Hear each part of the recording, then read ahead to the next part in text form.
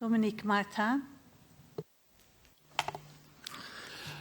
Merci. La relocalisation suppose une délocalisation préalable que nous avons toujours déplorée, contre laquelle nous avons proposé des solutions nationales avant tout, l'Europe n'ayant pas de réelles et efficaces prérogatives ni de volonté en matière d'emploi.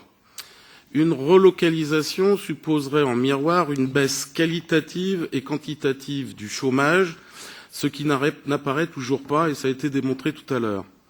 Si cette relocalisation était avérée, elle le serait non pas par une croissance européenne, et ça a été signalé, mais par une stagnation de croissance des autres pays, la Chine, les BRICS. Cela ne serait en rien structurel, mais purement conjoncturel et soumis à d'autres évolutions de marché dans le monde. Vu d'ENL, Europe des Nations et des Libertés, cette relocalisation ne doit pas donner lieu à une nouvelle stratégie européenne supranationale, rigide et ignorante des volontés et des capacités des États.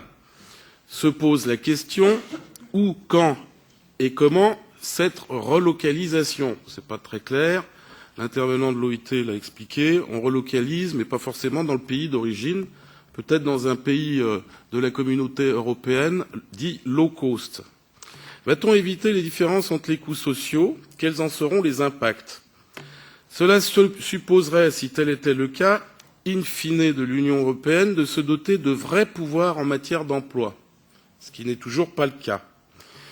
Nous espérons toutefois que cette audition fera la lumière sur les raisons réelles de ce soudain changement de point de vue. Nous craignons en effet que ce soudain revirement soit motivé par des raisons purement économiques et fragiles. Cette décision de relocaliser ne viendrait-elle pas de la soudaine hausse des coûts de production en Chine et de la hausse des coûts de transport depuis l'Asie? Cette décision ne vient-elle pas de l'absence de remplaçants à la Chine? Si d'aventure un nouvel Eldorado à bas prix venait à apparaître, combien de temps faudrait-il aux industries pour repartir, licenciant à nouveau des milliers de personnes? Et du reste, M. Caldera est l'archétype de cette globalisation. M. Caldera est allé chercher son miel en Chine dans un premier temps. Comme il n'y avait plus assez de miel, il est revenu en Grande-Bretagne tout en allant poser une nouvelle ruche aux États-Unis. Donc, manifestement, il défend ni les intérêts de l'Europe, ni les intérêts de la Grande-Bretagne. Il défend ses intérêts à lui.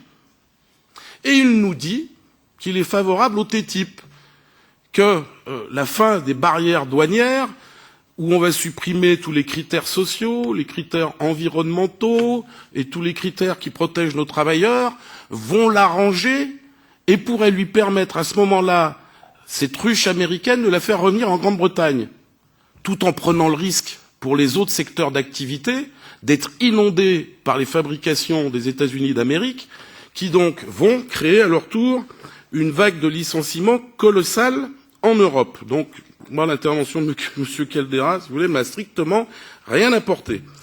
M. Caldera défend ses intérêts, point barre. Enfin, la Commission a-t-elle réalisé une analyse d'impact afin de savoir dans quel pays ces relocalisations auront lieu? Quels seront les secteurs concernés et quels seront les types d'emplois qui en bénéficieraient? Nous espérons bien sûr que cette audition saura répondre à nos inquiétudes et nous convaincre du bien fondé de cette démarche.